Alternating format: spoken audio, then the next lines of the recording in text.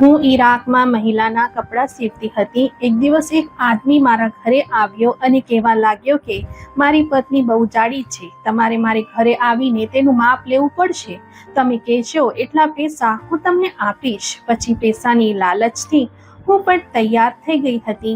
હું તે આદમીની પત્નીનું માપ લેવા માટે નીકળી પડી, પણ તે આદમીની પત્નીનું માપ લેતા જ મારા હોશ ઉડી ગયા, કારણ કે તેની પાછળનું 7 મહિનાથી એક ઈરાકનો આદમી મારા ઘરે આવતો હતો અને મને તેની પત્નીનો એક ડ્રેસ સીવવાનું કહેતો હતો કે જેને પહેરીને તે સુંદર લાગે. પણ હું તે મહિલાનો ડ્રેસ સીવવા નહોતી માંગતી, કારણ કે મેં જ્યારથી તેને જોઈ હતી ત્યારથી મારી ઊંઘ જ હરામ થઈ ગઈ હતી. તે મહિલા મારા મગજમાંથી જાતી જ નહોતી. પણ તે આદમી દરરોજ મારા ઘરે આવતો હતો. મને સમજાવતું નહોતું કે હું શું કરું. હું છેલ્લા 7 મહિનાથી ઈરાકમાં જ રહેતી હતી, એટલે અહીંયા ગુજરાન ચલાવવાનું બહુ મુશ્કેલ હતું. એટલે અહીંયા હું સિલાઈ કામ કરીને પૈસા કમાતી હતી. બીજું કમાવા વાળું કોઈ ન હતું. તે આદમી જે મારા ઘરે આવતો હતો તે બહુ પૈસાવાળો હતો. પણ અહીં અમારા જેવા બીજા લોકો પણ હતા કે જે સારા એવા કપડાં સીવતા હતા. છતાં ખબર નહીં તે આદમી મારી પાસે જ કેમ કપડાં સીવાડા આવતો હતો. અને આવું છેલ્લા 3 મહિનાથી ચાલતું આવતું હતું. પણ મારી પાસે વધારે કામ ન હતું.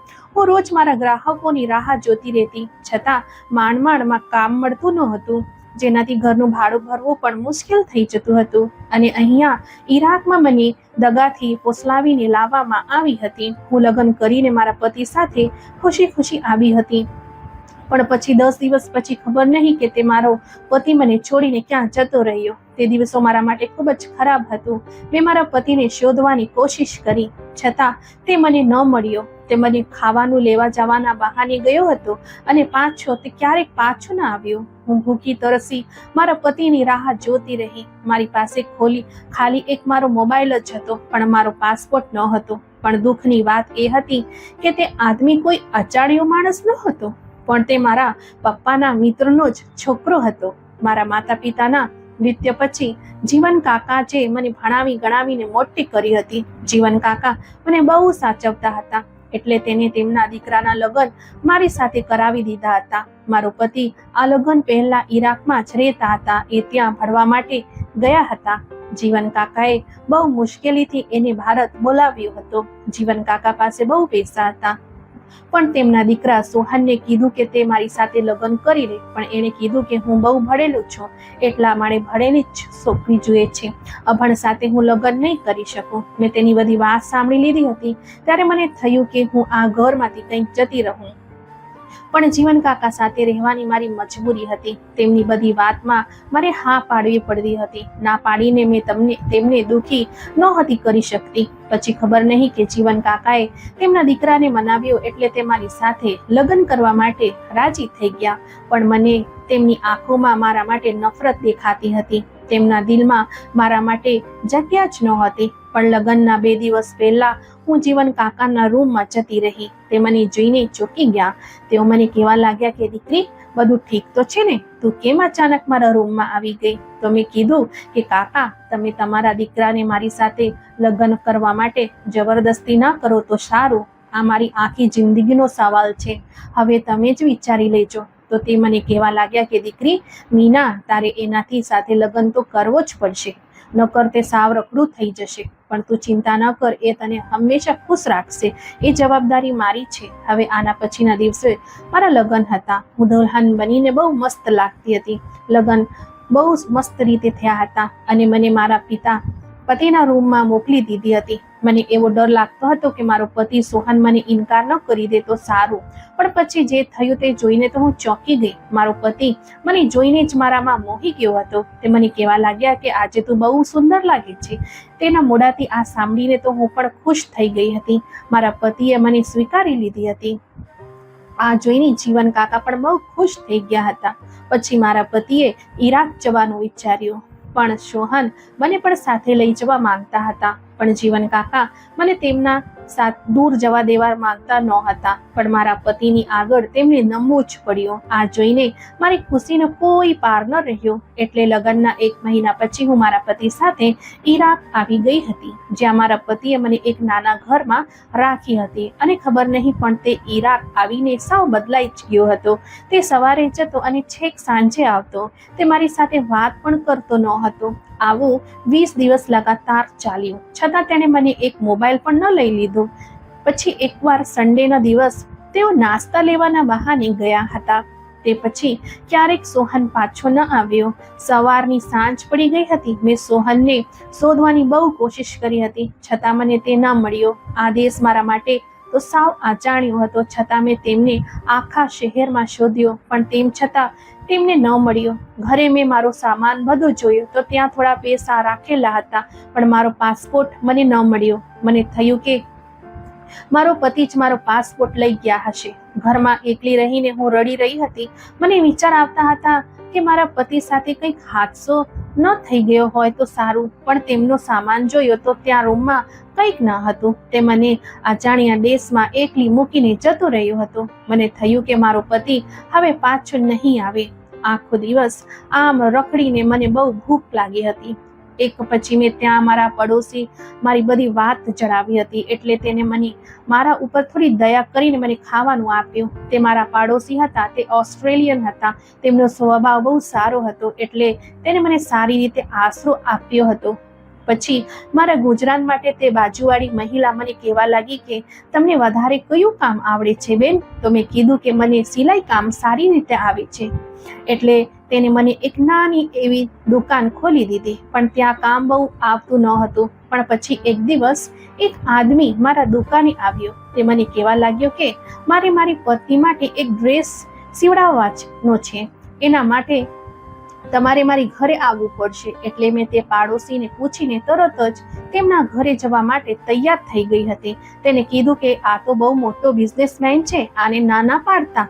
તેની પત્નીના ડ્રેસનું માપ જ તો લેવાનું છે ને, એટલે કંઈક વાંધો નહીં. પછી હું તે આદમીના ઘરે ગઈ હતી. તે આદમીનું ઘર એકદમ આલીશાન હતું.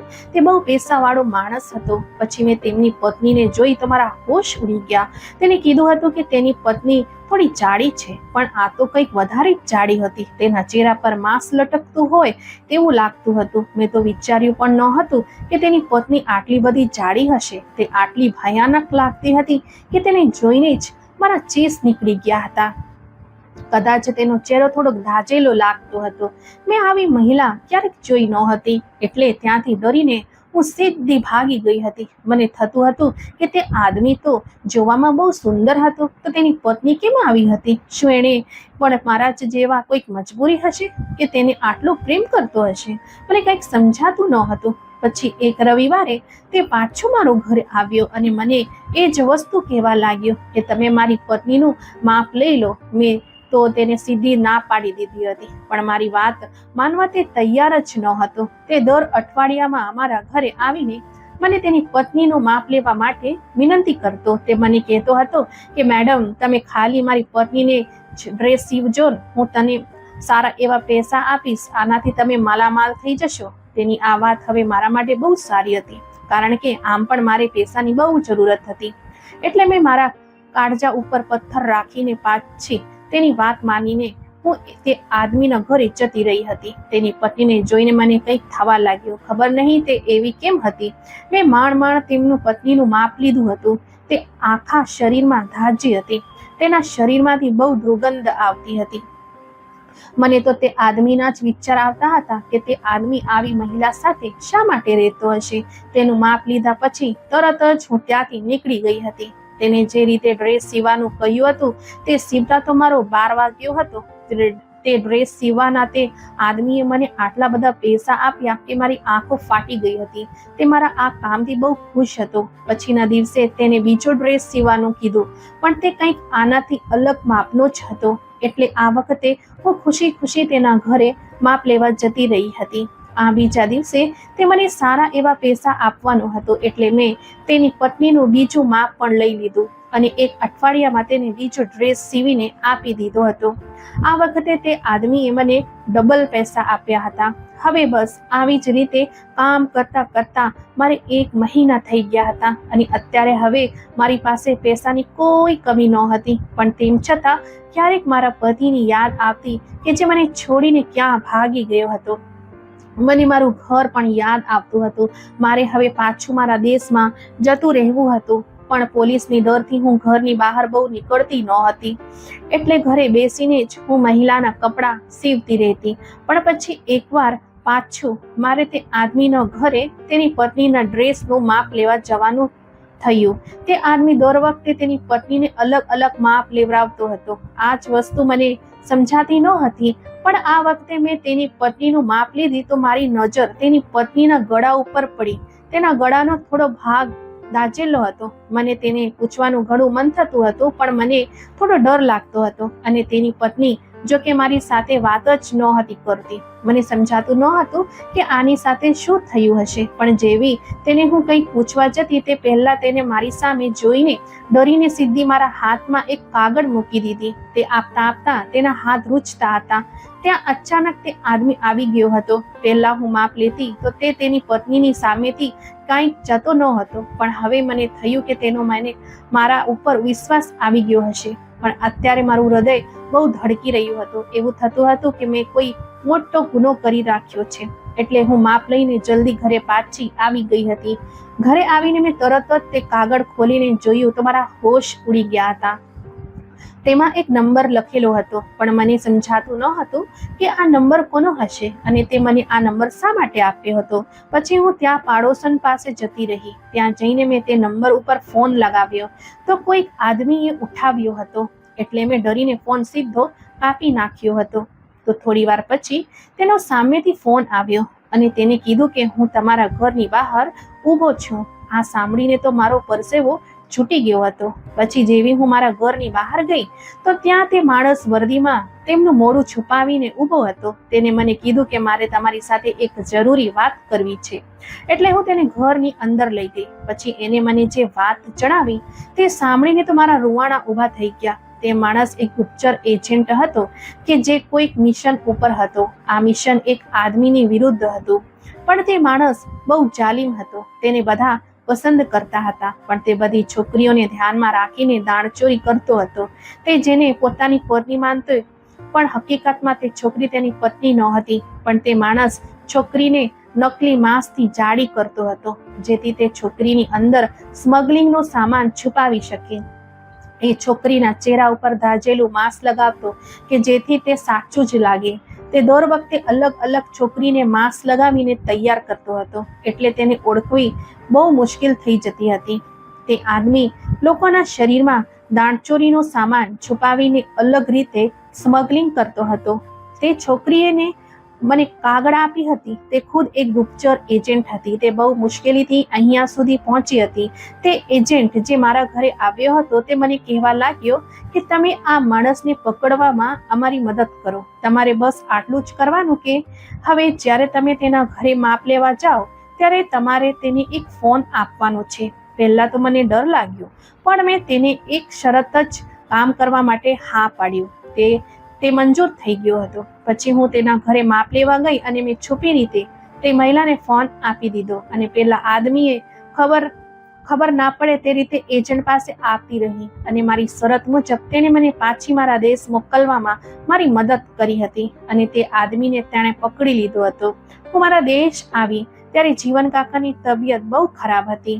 તેમના દીકરા સોહાને મને તેમને એમ કીધું હતું કે હું મરી ગઈ છું, પણ હું તો જીવતી હતી.